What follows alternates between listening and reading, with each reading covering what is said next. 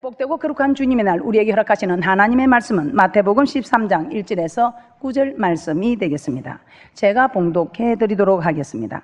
그날에 예수께서 집에서 나가사 바닷가에 앉으시매 큰 무리가 그에게로 모여들거늘 예수께서 배에 올라가 앉으시고 온 무리는 해변에 섰더니 예수께서 비유로 여러 가지를 저에게 말씀하여 가라사대 씨를 뿌리는 자가 뿌리러 나가서 뿌릴새 떨어는 길가에 떨어지며 새들이 와서 먹어버렸고 떨어는 흙이 얇은 돌밭에 떨어지며 흙이 깊지 아니하므로 곧 싹이 나오나 해가 돋은 후에 타져서 뿌리가 없으므로 말랐고 떨어는 가시들기 위에 떨어지며 가시가 자라서 기운을 막았고 떨어는 좋은 땅에 떨어지며 혹 100배 혹 60배 혹 30배의 결실을 하였느니라. 기 있는 자는 들으라 하시니라. 아멘. 오늘 말씀의 제목은 나는 어떤 밭인가, 두 번째 시간입니다.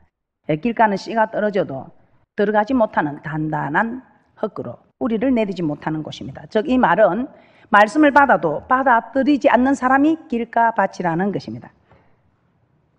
그 결과 말씀을 깨닫지 못하게 되고 말씀을 깨닫지 못하면 마귀가 와서 믿어 구원을 얻지 못하게 하려고 말씀을 빼앗아 간다고 하였습니다. 그러므로 우리는 길가밭이 되지 않기 위해서 말씀이 임할 때에 종의 자세로 아니오가 아니라 하나님의 말씀이면 가라사대 기록되었으되 하나님의 말씀이면 네 하고 받아야 합니다. 그리고 사람의 계명을 버리고 또 하나님의 말씀에 순종해야 합니다.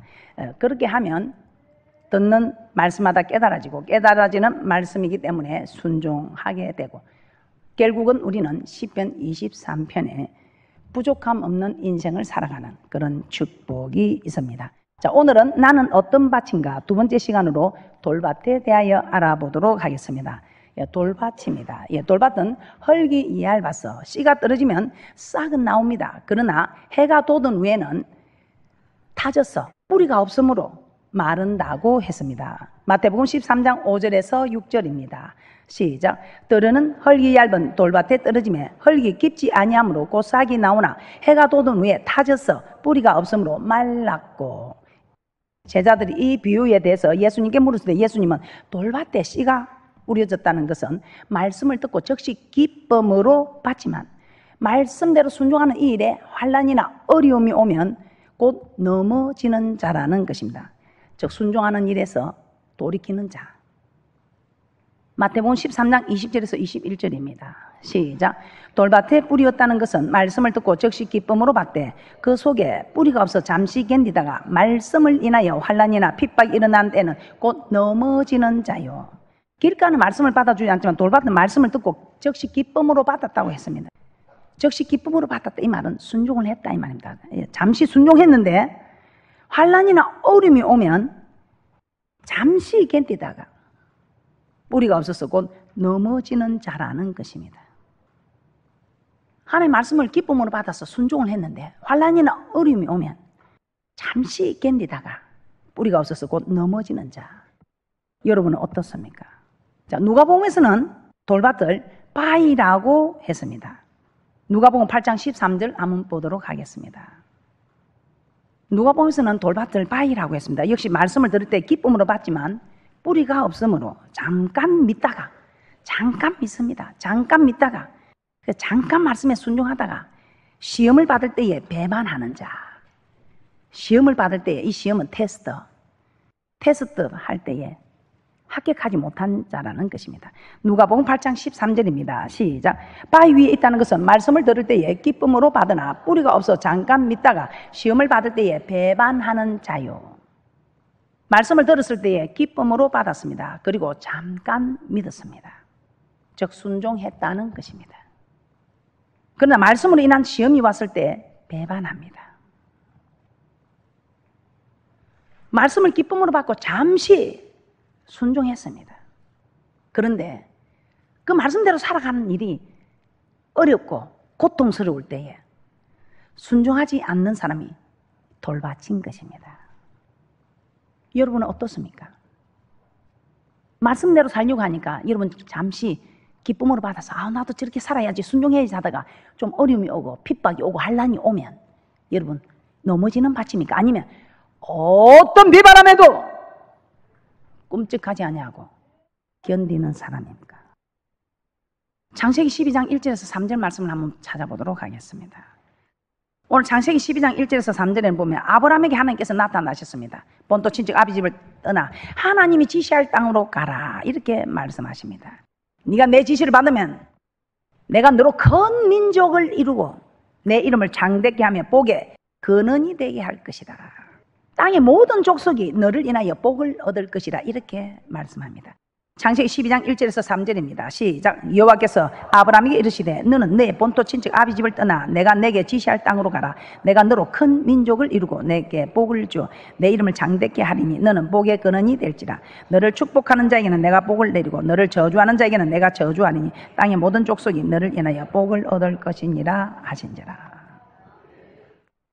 당시 아브라함은 나이 75세에 아무런 자식도 없는 그저 평범한 사람이었습니다. 그런데 하나님은 아브라함에게 나타나요. 우리의 믿음의 조상 아브라함에게 나타나셔서 대단히 놀라운 이런 축복의 말씀을 약속하셨습니다. 그러자 아브라함은 나이 75세에 그 늙은 나이임에도 불구하고 여호와의 말씀을 쫓아갔다고 합니다. 창세기 12장 4절입니다. 시작. 이에 아브라함이 여호와의 말씀을 쫓아갔고 롯도 그와 함께 갔으며 아브라함이 하란을 떠날 때 그 나이 75세였더라. 그렇습니까? 예, 여호와의 말씀을 쫓아갔다. 그때 나이 75세였더라. 즉 하나님의 말씀을 기쁨으로 받고 즉시 순종하였다, 이 말입니다. 그런데 지시한 가나안 땅에 들어가 보니 어떤 일이 있었습니까? 가나안 땅에 가면 우리 하나님께서는 그에게 복을 줄 알았습니다. 그런데 당장 축복은 오지 않고 오히려 기근을 만나게 됩니다. 그러자 이 아브라함은 어떤 일을 하게 됩니까? 창세기 12장 10절입니다. 시작. 그 땅에 기근이 있으므로 아브라함이 애굽에 우거하려 하여 그리로 내려갔으니 이는 그 땅에 기근이 심하였습니다. 기근이 좀 약했으면 좀 그래도 견디만 했으면 견디도 기근이 심하였다고 합니다. 그러니 우리 하나님이 복의 근원이 될지라 너를 장대케 하리라는 이 약속의 말씀은 간대없고 구속한 주님도 간대없고 눈앞에 보이는 것은 심한 기근, 이 고통 속에서, 이 기근의 고통 속에서 우리의 믿음의 조상 아브라함도 어떤 일을 하고 있습니까? 말씀에 잠시 순종하였지만 기근이라는 환난이 오자 하나님의 말씀을 버리고 자기 생각을 따라 애굽으로 내려갔다고 기록하고 있습니다. 이것이 바로 돌박과 같은 사람입니다. 여러분은 어떻습니까? 여러분은 저희 교회 지금 1,000번제를 시작하고 있습니다. 1,000번제 끝나고 2,000번제 끝나고 이제 2,000번제 끝나면 뭘 하겠습니까? 3,000번제를 하겠죠.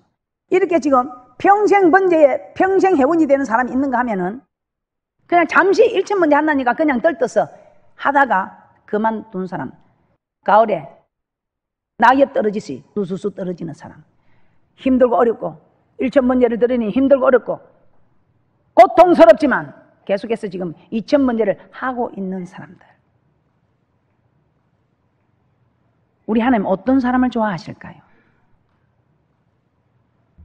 11조를 하다가 잠시 기쁨하면서 11조 하면 우리 하나님께서 하늘 문을 여시고 쌀 것이 없도록 부어주는구나. 그래 나도 이제 11조지. 11조야. 저런 사람들은 저리 잘 되는구나. 잠시 기쁨으로 받아서 11조를 좀 했는데 아직 11조를 들었는데 더 어렵습니다. 있던 돈을 쓸 때도 많은데 지금 11조까지 떼어내니 얼마나 어렵습니까?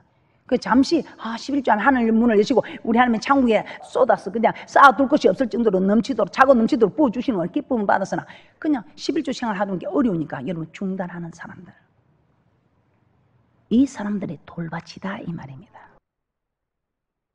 천일 작정기도 했습니다. 그런데 아무리 불러도 대답 없는 이름입니다.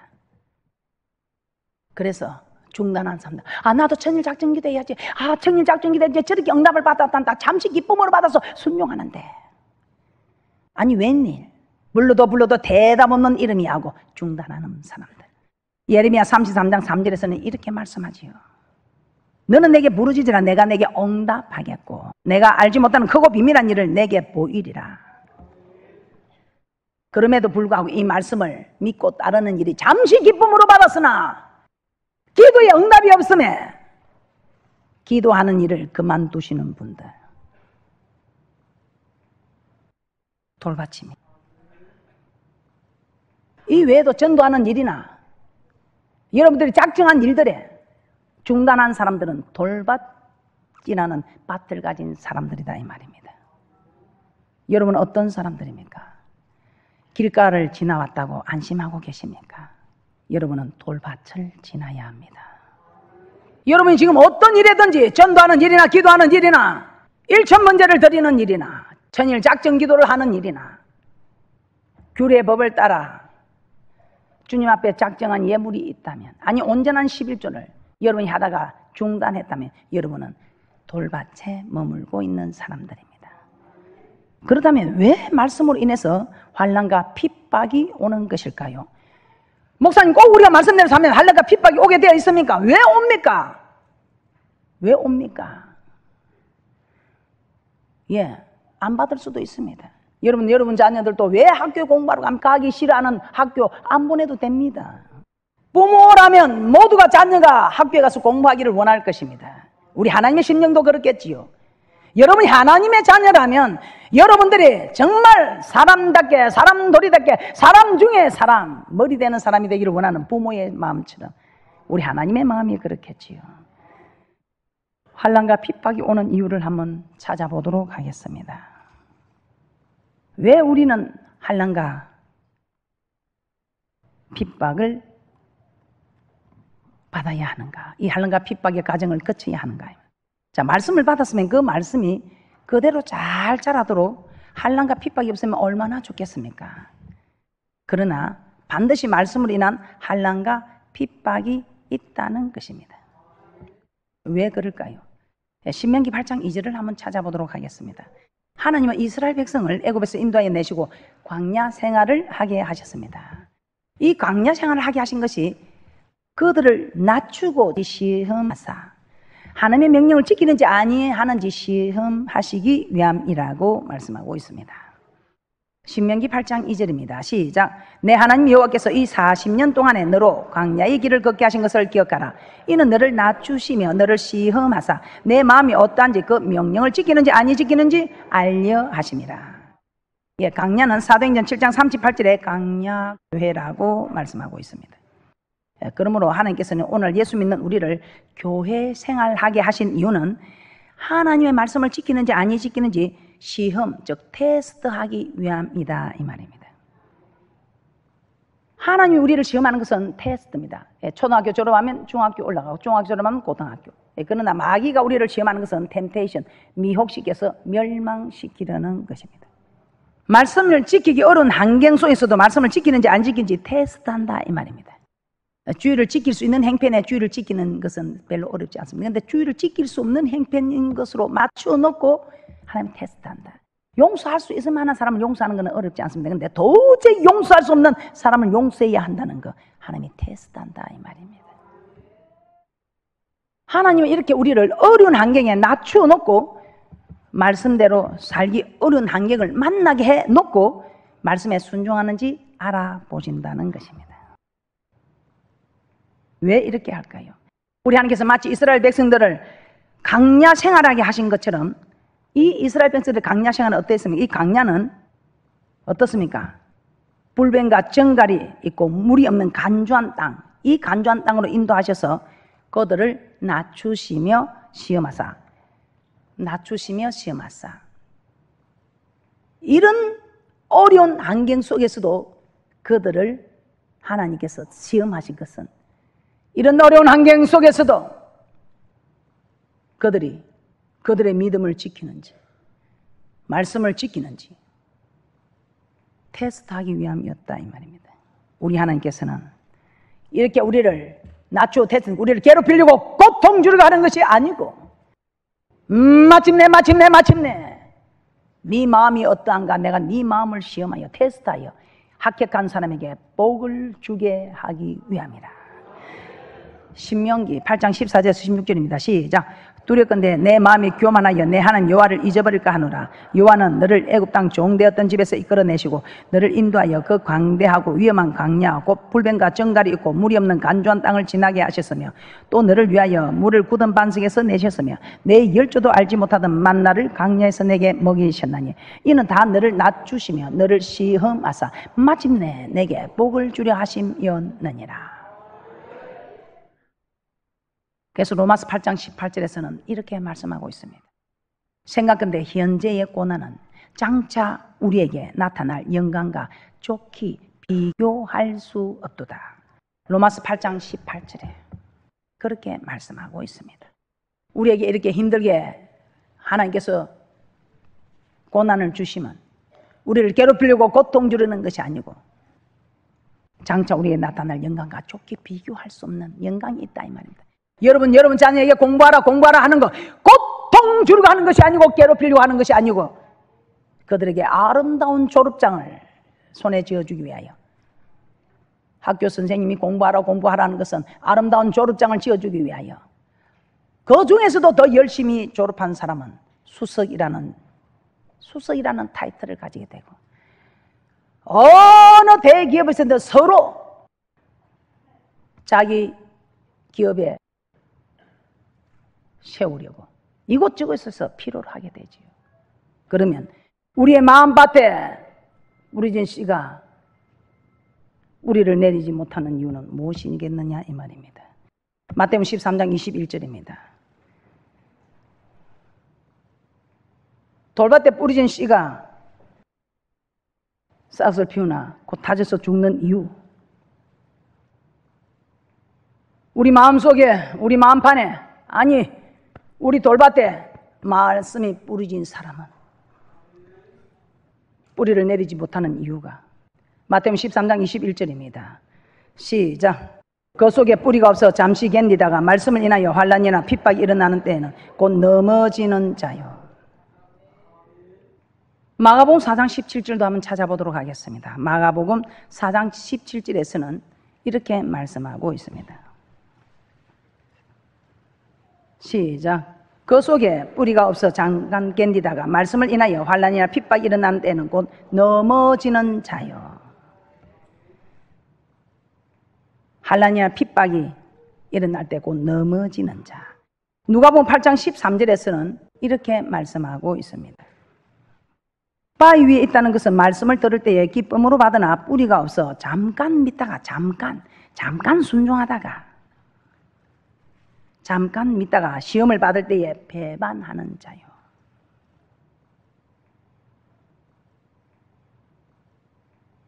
뿌리만 있으면 어떤 환난과 핍박 속에서도 넘어지지 않을 것입니다. 그런데 뿌리가 없다는 것입니다.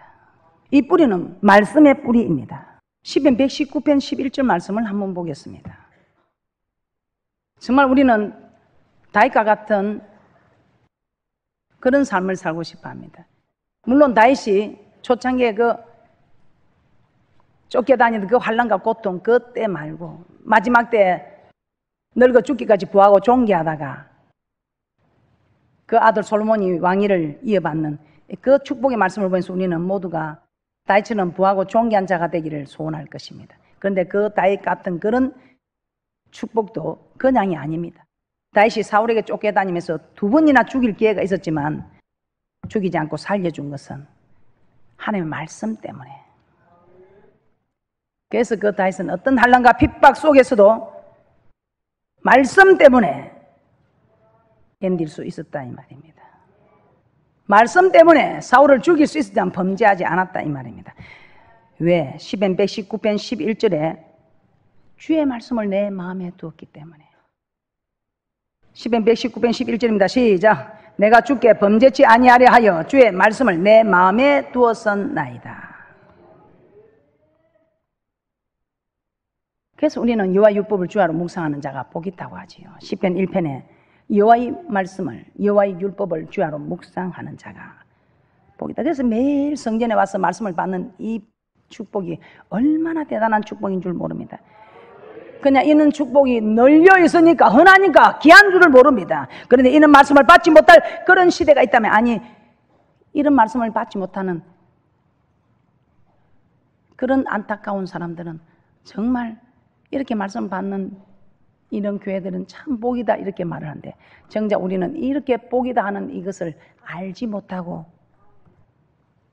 감사하지 못하고 있다는 것입니다.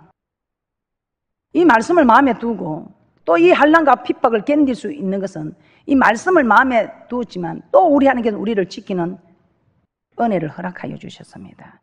마태복음 10장 18절에서 20절입니다. 어떤 환난과 핍박 속에서도 우리를 붙잡아 주는 것은 또 성령입니다. 그래서 성령은 진리의 영이시며 기도의 영입니다. 말씀을 묵상한 자에게 말씀으로 붙들어 주시고 또 우리가 기도함으로 성령을 허락하여 주셔서 성령으로 충만케 하셔서 성령께서 염려치 말라고 합니다. 모든 말할 것을 우리 하나님이 입을 주장해 주실 것이다 이 말입니다.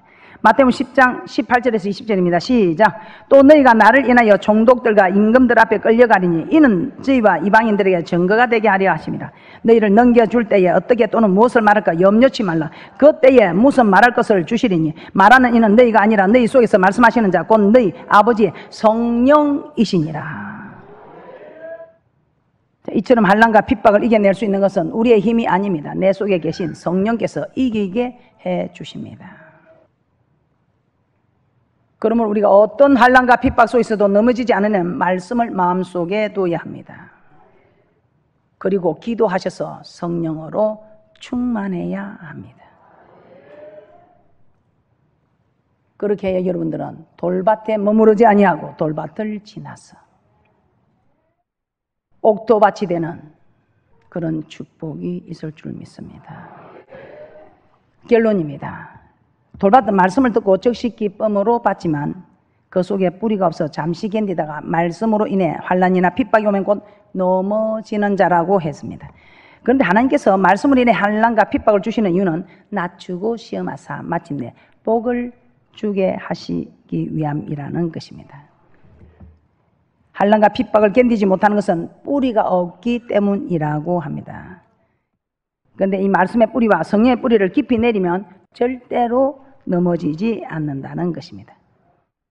그러므로 말씀을 듣고 기도하는 일에 게을리지 아니하고 말씀을 듣고 기도하는 일을 중단하지 마시기를,